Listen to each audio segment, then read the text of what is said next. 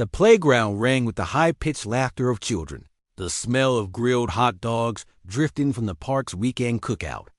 Jacob Harris sat on a weathered picnic bench beneath the shade of a tall oak, his youngest daughter perched on his knee, her tiny hands clutching a paper cup of lemonade. Across from him, his son chased a soccer ball toward the open field, the late afternoon sun glinting off the metal that hung on Jacob's dog tag chain. He wore it out of habit, a small piece of the life he had lived for 20 years, the life that had trained him to stand tall, to protect, to endure. The piece shattered in a single moment. Tires crunched over gravel as a patrol car rolled to a stop beside the curb. The hum of the engine didn't fade. It deepened, heavy and deliberate. 2 uniformed officers stepped out, their mirrored sunglasses cutting through the summer light, scanning the park like they were hunting someone. Their eyes locked on Jacob. "You! Stand up!" one of them barked, his voice slicing through the air. Conversations around them stilled. Children froze mid-play. Jacob blinked, shifting his daughter gently to the bench. "Is there a problem, officer?" His voice was calm, steady, but his hand instinctively rested on his daughter's shoulder, a barrier between her and whatever this was. The lead officer's jaw flexed. "We got a report. You match the description. Let's see some ID." Jacob kept his breathing slow. "A description of what?" "That's not your concern. Cooperate or this gets ugly." The officer's hand brushed against his holster. His daughter's small voice broke the tension. "Daddy?" She clung to his sleeve. "It's all right, baby," he murmured, never taking his eyes off the man in front of him. "Hands behind your back," the second officer ordered, stepping in close. The click of metal cuffs echoed like a gunshot in the quiet park. Jacob felt the cold steel bite into his wrist, the weight of every watching eye burning into him. Gasps rose from the nearby crowd. A mother pulled her child away. A man at the grill muttered under his breath, shaking his head. Through the tinted windows of the patrol car, Jacob caught his own reflection, calm, unreadable, but beneath it, a tide rising. These men had no idea who they were putting in those cuffs. They didn't know the years of combat that ran through his veins, the brothers in arms who would answer his call without hesitation. And in less than 20 minutes, those brothers would be here. The officers moved with mechanical precision, their boots grinding against the gravel path as they flanked Jacob. The lead cop, a tall man with a rigid stance and a permanent scowl, stepped in close enough that Jacob could smell the sharp tang of aftershave under the metallic scent of his badge. His mirrored lenses reflected Jacob's calm face back at him, but behind them was a gaze that had already made its judgment. "Where were you before you came here?" the officer asked, his tone casual but edged, like the point of a knife hidden beneath a cloth. The question wasn't about information. It was a probe, a test to see if Jacob would stumble. "With my family," Jacob answered simply, his voice even. The second officer circled toward the bench, glancing at Jacob's daughter and the bag of snacks beside her. "Mind if I take a look?" Jacob's eyes narrowed. "Am I being detained?" The lead cop's lips twitched, almost into a smile. "If you don't cooperate, you will be." His hand rested on the butt of his sidearm, a silent dare. Jacob considered his children's wide eyes, the small crowd watching from the swings and picnic tables. He slowly nodded. "Right hand, move into my wallet," he said aloud, making each word deliberate. He drew it out, placed his ID into the officer's waiting hand. The officer barely glanced at it before motioning Jacob to stand. "Turn around. Hands behind you." Jacob exhaled slowly and complied, feeling the officer's grip tighten around his wrist before the cold snap of cuffs closed in again, this time with the deliberate force of someone claiming a prize. His daughter's small sob carried through the warm air. "Daddy's fine," he said over his shoulder, but the reassurance was for her, not for himself. As the officers guided him toward the patrol car, Jacob felt the heat of every stare on his back. The children had gone silent, the air heavy with the unspoken question hanging between every witness. What did he do? The steel door of the patrol car groaned as it swung open, the smell of vinyl and stale coffee wafting out. Jacob lowered himself inside, the cuffs biting into his skin as the door slammed shut with a hollow thud. Through the window, he caught a glimpse of his son standing motionless in the grass, soccer ball at his feet, staring at the car like it was swallowing his father whole. The engine rumbled to life, vibrations running through the metal frame. Jacob shifted against the hard seat, his shoulders pressing awkwardly into the unforgiving plastic partition. Outside, the lead officer spoke into his radio, his words clipped and official. Suspect in custody. En route to station. They pulled away from the park, the children's figures shrinking in the side mirror until they disappeared. Jacob kept his breathing steady, his gaze fixed on the back of the driver's head. Every street they passed was etched into his memory, every turn calculated. He knew exactly how long it would take for a call to reach the right people. The hum of the tires was broken by the squawk of the radio. Another officer's voice crackled through. Unit 7, we've got a possible mismatch on the... The driver quickly reached forward and turned the volume down, eyes meeting his partner's in the mirror. A flicker of something passed between them, uncertainty. But the cuff stayed on. At the station, the fluorescent lights buzzed faintly overhead as they escorted Jacob inside. The air was cool, sterile, carrying the scent of disinfectant and paper.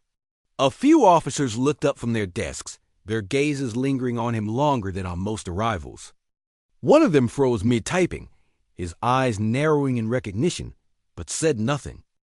They brought Jacob to a holding room, a bare space with cinder block walls and a single metal chair bolted to the floor. The cuffs came off, replaced by the heavy silence of two officers standing guard by the door. Jacob flexed his wrist slowly, the faint red marks already forming. His gaze swept the corners of the room, measuring distances, listening for the muffled sounds of phones ringing and printers humming beyond the walls. Somewhere out there, his call had already gone through. Somewhere out there, wheels were turning. And somewhere close, closer than these officers could imagine, the sound of boots on pavement would soon be coming for him. The door to the holding room opened without a knock, letting in a sliver of brighter light from the hallway. A man in a crisp navy suit stepped inside, his badge clipped to his belt, the gold catching the fluorescent glare. His eyes scanned Jacob from head to toe, pausing for a heartbeat on the faint outline where the dog tag chain still pressed against his shirt. The suited man turned to the two officers by the door. I'll take it from here. His tone was even, but carried the kind of weight that left no room for discussion. The taller officer hesitated, shifting his stance. We were told, I said, I'll take it. The repetition was quieter, but sharper, and after a beat, the officers stepped out, the door closing behind them with a solid click. The man didn't sit. Instead, he pulled a tablet from under his arm and tapped the screen. A faint chime sounded. His eyes flicked up, meeting Jacob's with a look that was more knowing than curious. Jacob Harris, he said, not as a question, but as a confirmation. Jacob remained silent. The man nodded slightly, as if aligning the pieces of a puzzle only he could see. You served 20 years. Tours in Fallujah, Kandahar, and I'm guessing you still know how to reach the men you served with. He set the tablet down on the table, the screen face down. The hum of the building filled the silence, phones ringing distantly, a chair scraping across tiles somewhere down the hall. Then came the sound of measured footsteps approaching, heavy, coordinated.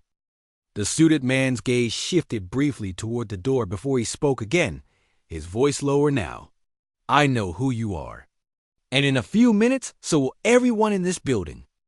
He stepped back toward the door, his hand resting on the handle but not turning it.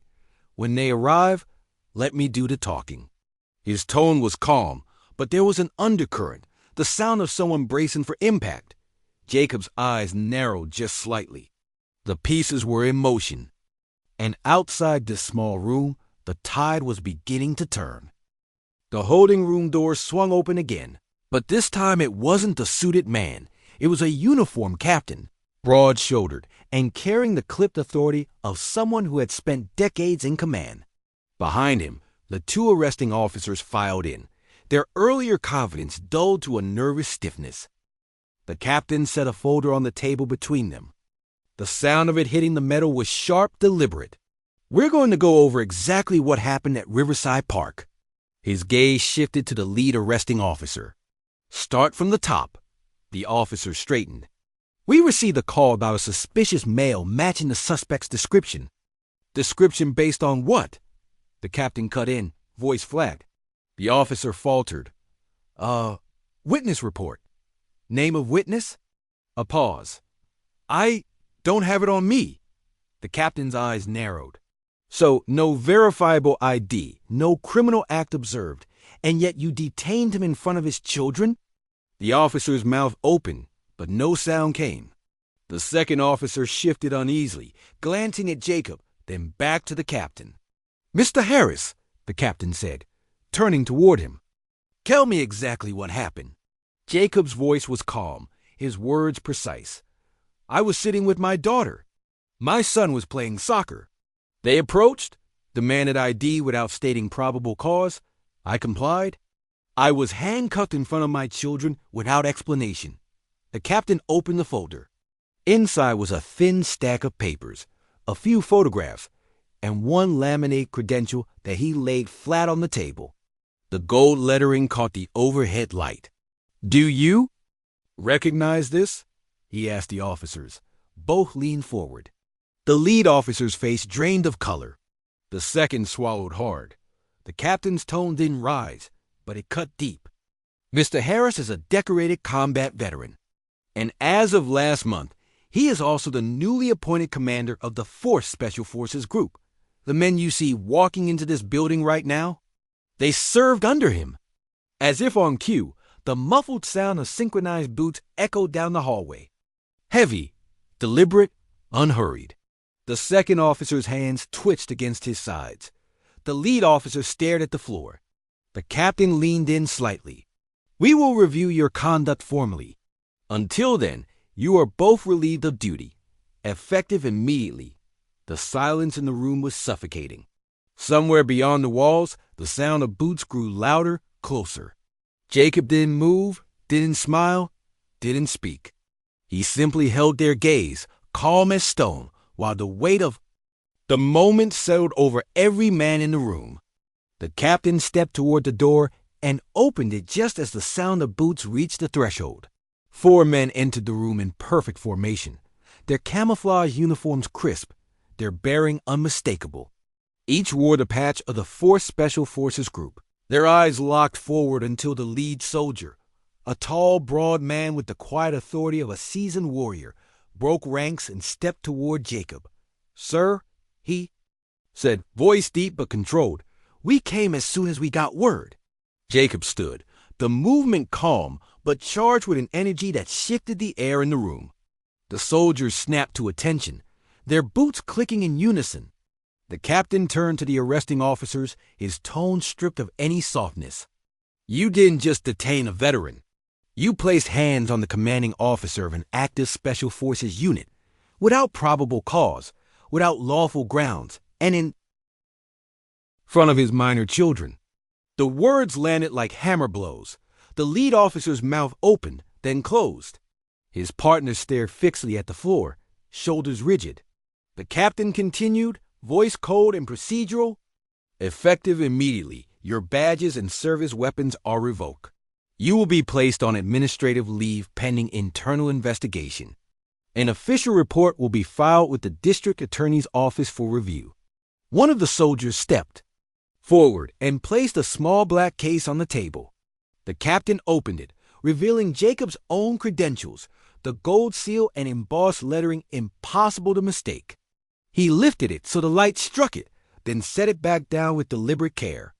"Mr. Harris is not only your superior in terms of service," the captain said, "he is also a man who has bled for this country more than most can imagine. And you treated him like a criminal in front of his children." The room fell into a vacuum of silence, broken only by the faint hum of the fluorescent lights.